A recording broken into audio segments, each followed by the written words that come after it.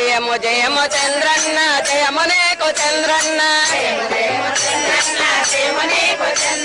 Polavaram project కట్టినావు చంద్రన్న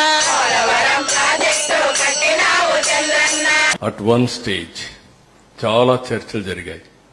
అసలు coffer dam అవసరమా లేదా, కాఫర్ డ్యాం లేకుండా ప్రాజెక్టు కట్టగలుగుతామా అని కూడా చర్చలు జరిగాయి. పిల్లర్స్ అడ్డొస్తే తీసేవయ్యా. పిల్లర్స్ లేకపోతే బిల్డింగ్ కూలిపోతుంది. నిజం సార్, పిల్లర్స్ లేకుండా బిల్డింగ్ కట్టే పద్ధతి ఇంకా ఎవరు కనిపెట్టలేదు. నువ్వు కనిపెట్టు.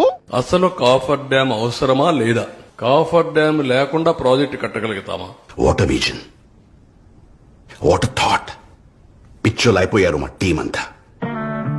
ఈ డయాఫ్రామ్ వాల్ పాడైపోయింది అంటున్నాం. ఎందుకు పాడైపోయింది?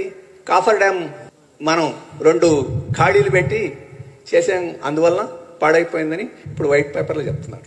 ఈ కాఫర్ డ్యాము కట్టక ముందే డయాఫ్రామ్ వాల్ ఎందుకు కట్టారు? ఇది ఎవరిది?